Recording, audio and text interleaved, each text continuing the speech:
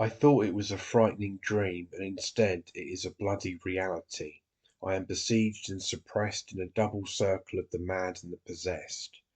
The world is a pestilent, filthy, slimy church, where everyone has an idol to worship as a fetish and an altar on which to sacrifice themselves.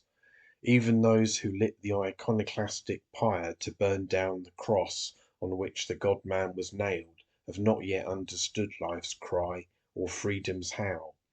After Jesus Christ from the depths of his legend spat the bloodiest insult in man's face, inciting him to deny himself so that he could approach God, the French Revolution came, savage irony, making the very same appeal by proclaiming the so-called rights of man. For Christ and the French Revolution, man is incomplete. Christ's cross symbolizes the possibility of becoming man. The so-called rights of man symbolize the same thing. For the former it is necessary to become divine to reach perfection, and for the latter it is necessary to become human. But both agree in proclaiming the incompleteness of the human individual, the actual I, affirming that only through the realization of the ideal can man achieve the magic peaks of perfection. Christ tells you, if you will patiently climb bleak Calvary and be nailed to the cross, becoming my image, I, the God-man, you will be the perfect human creature worthy to sit on my Father's right hand in the kingdom of heaven.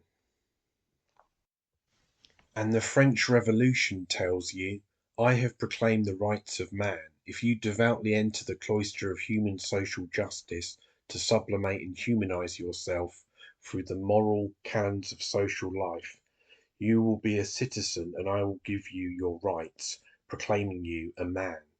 But anyone who dared to throw the cross where the God-man hung, and the tablets where the rights of man are ominously incised, into the flames, to then set the focal axis of their life on the virgin granite boulder of free force, would be an impious and wicked person against whom the bloody jaws of two sinister phantoms would turn, the jaws of the divine and of the human. To the right the sulphurous and everlasting flames of hell that punish sin, and to the left the hollow creaking of the guillotine that condemns crime. The cold and dispirited cowardice of human fear, sprouted from the theorization of a mystical and diseased emotion, could finally triumph over the healthy and primitive, instinctive and spirited injustice that was merely force and beauty, youth and daring. Progress and civilization, religion and the ideal have locked life in a deadly circle where the most baleful phantoms have built their unctuous realm.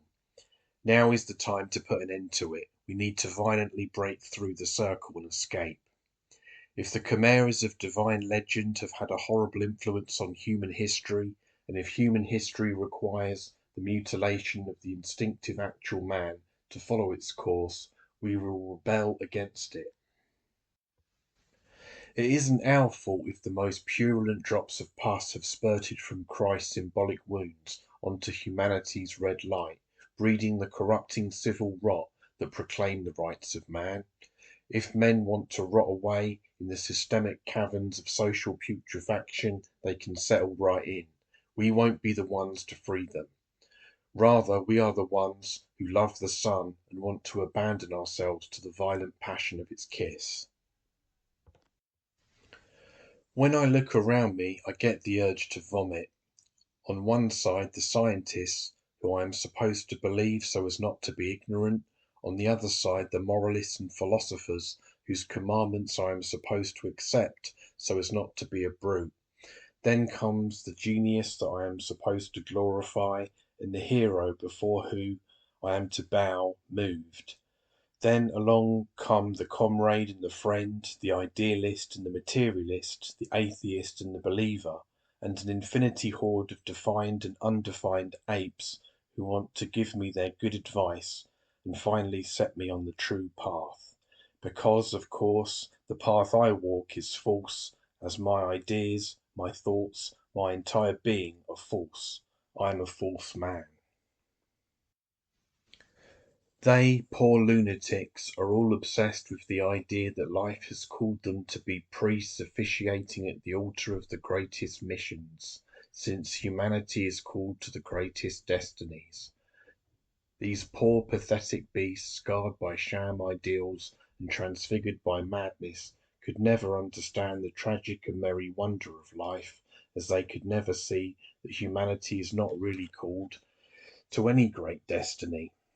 If they had understood any of this at all, they would have at least learned that their so-called likes actually have no desire to break their backs bridging the chasm that separates one from the other.